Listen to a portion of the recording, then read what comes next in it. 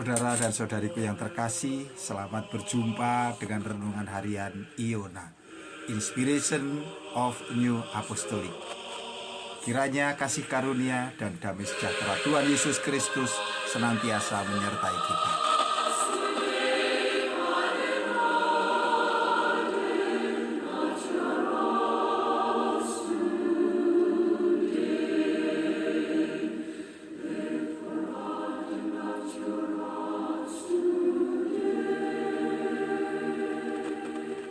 Saudara dan saudariku yang terkasih, renungan harian kita kali ini mengambil format yang agak berbeda dari biasanya, di mana kita akan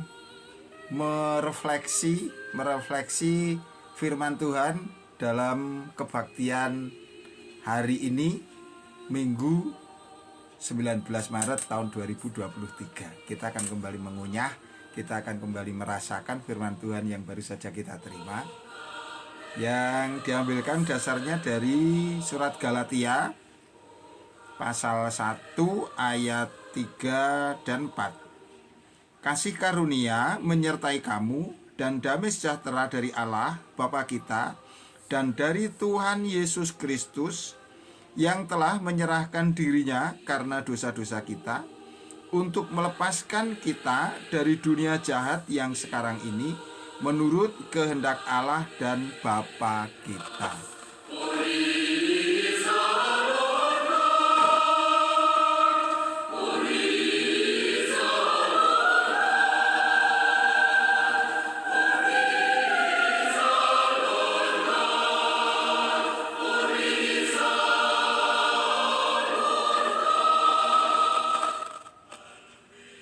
Saudara dan saudariku yang terkasih, apa yang kau rasakan, apa yang berkesan di dalam hatimu dari firman yang baru saja kita terima di dalam kebaktian kemarin, Minggu tanggal 19 Maret 2023. Ya, di sana di bawah judul kita hendaknya bersyukur bahwa Tuhan Yesus Kristus telah melepaskan kita dari kuasa kejahatan.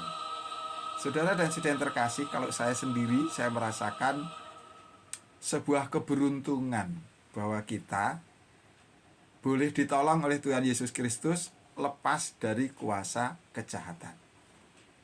Keberuntungan ini harus kita hayati. Keberuntungan ini harus kita rasakan, kita hayati setiap saat. Agar apa? Agar kita tidak terjerumus ke dalam bahaya-bahaya di mana orang tidak menyadari bahwa dirinya beruntung. Coba saja kalau orang itu menerima sebuah keberuntungan, tapi dia tidak sadar bahwa dia memiliki keberuntungan, apa yang akan terjadi? Pertama, dia tidak akan bersyukur. Kenapa harus bersyukur? Wong merasa beruntung saja tidak. Kemudian yang kedua apa? Dia akan sembrono merawat karunia yang sudah dia terima. Saya akan memberikan sebuah ilustrasi. Misalkan saya terlahir dari orang tua yang kaya raya, orang tua yang memiliki kekayaan yang luar biasa. Beruntung tidak? Beruntung. Mau apa-apa keturutan, ya, uangnya banyak, pengen punya rumah yang besar, tinggal bikin, uangnya tersedia. Ya, pengen beli mobil yang bagus, mobil yang mewah, yang harganya mahal, sudah ambil saja di dealer, tinggal bayar. Pengen tulan ke sana kemari, healing, tamasya, piknik, oke, siap dibiayai, uangnya ada. Kalau saya cowok pengen pasangan yang cantik, wow, gampang. Beruntung tidak beruntung. Tetapi kalau orang kemudian tidak bisa menjiwai keberuntungan yang dia terima, yang pertama dia pasti tidak bersyukur. Dia akan ngomong, loh, saya kan memang terlahir dari orang tua yang kaya, orang tua saya kerja keras. Nah, itu kalau diwariskan ke anaknya kan sudah normal, biasa, itu hak saya. Bisa seperti itu, nggak bersyukur. Bahaya yang kedua, dia kemudian sembrono dengan keberuntungan yang dia terima. Keberuntungan tidak dijaga, nggak dirawat, ya. hidupnya berfoya-foya, boros. Ya, hal-hal yang tidak perlu dilakukan. Akhirnya juga apa? Sembrono itu tadi, tidak menghargai orang lain. Terlibat persengketaan, pertikaian, bahkan mungkin tawuran, penganiayaan. Kalau sudah seperti itu akhirnya apa? Masuk penjara. Akhirnya hilang kebebasannya, dirampas kemerdekaannya, menjadi manusia yang sengsara dan menderita di dalam penjara. Tidak bisa menghayati keberuntungan, kemudian dia tidak bersyukur dan sembrono dengan keberuntungan yang sudah dimiliki. Kita jangan sampai mengalami yang demikian.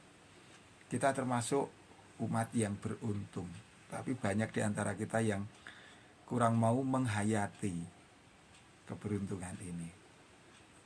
Manusia kan sebelumnya sudah jatuh ke dalam dosa. Hidupnya terasing dari kemurahan Allah. Ia berada di tempat yang jauh dengan Allah, jauh dari kemurahan Allah. Dia menjadi tawanan iblis. Manusia telah menjadi pendosa.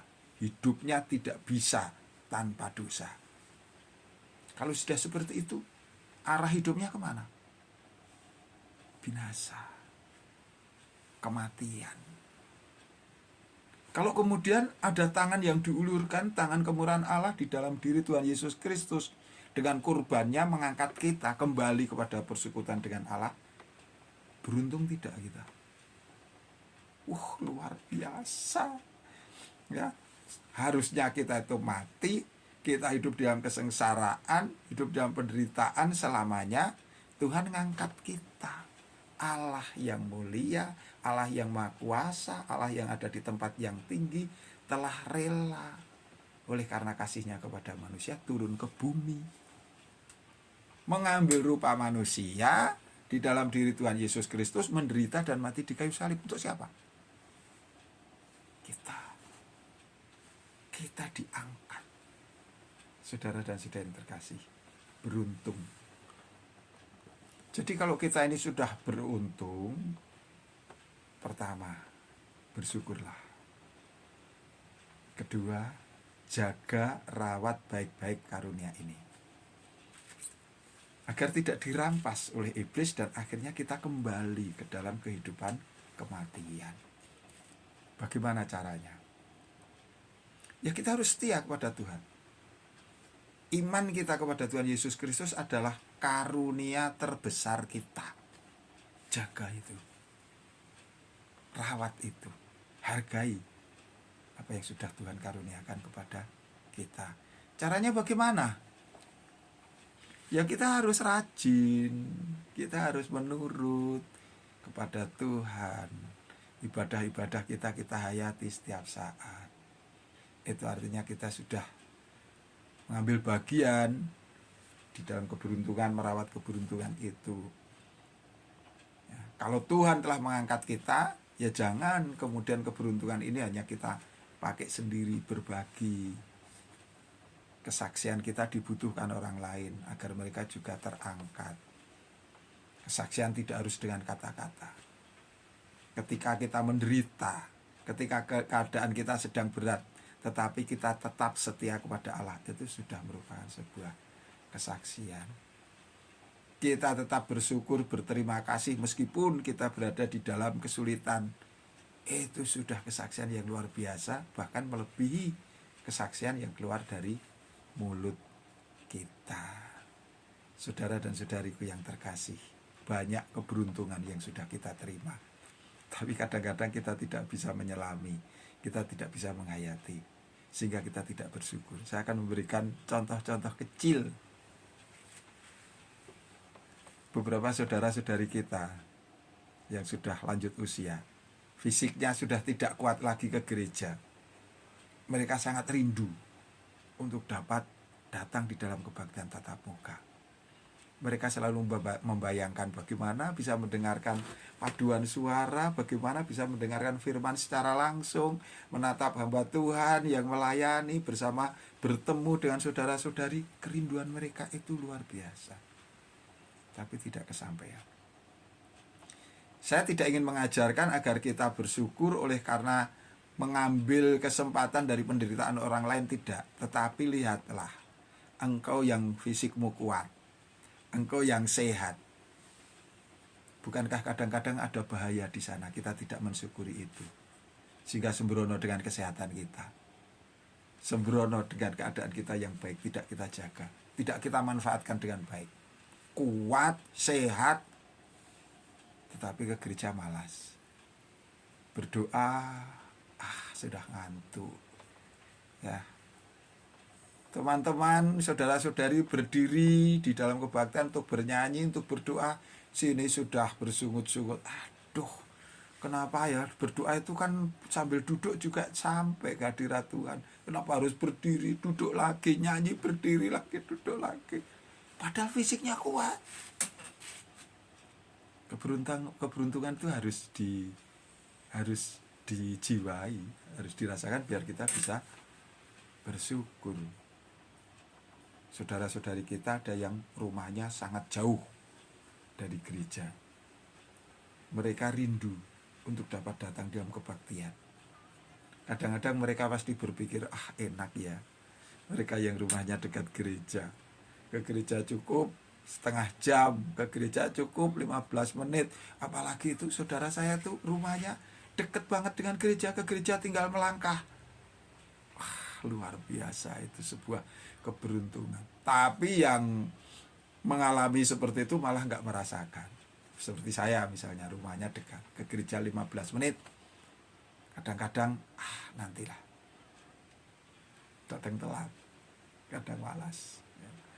Apalagi yang tinggal melangkah, kadang-kadang juga ya nanti aja, kadang itu masih sepi gerejanya dan lain sebagainya.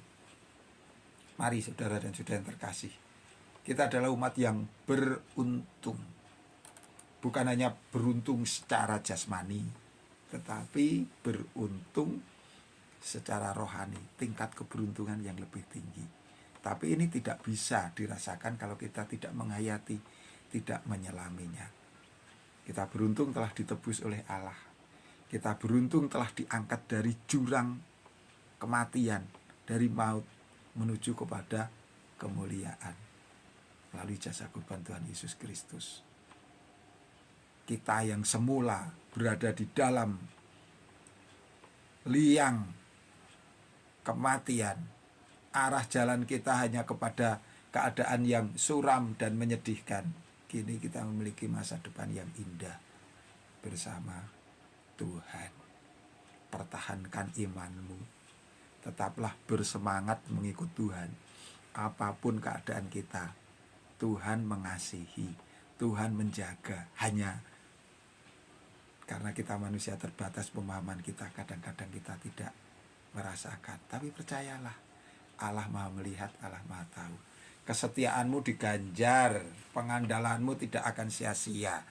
Sepanjang engkau tetap berpaut kepada Allah, Allah menolong kita, Allah yang akan menyempurnakan segala kekurangan yang ada di dalam diri kita. Terima kasih, sampai jumpa, amin.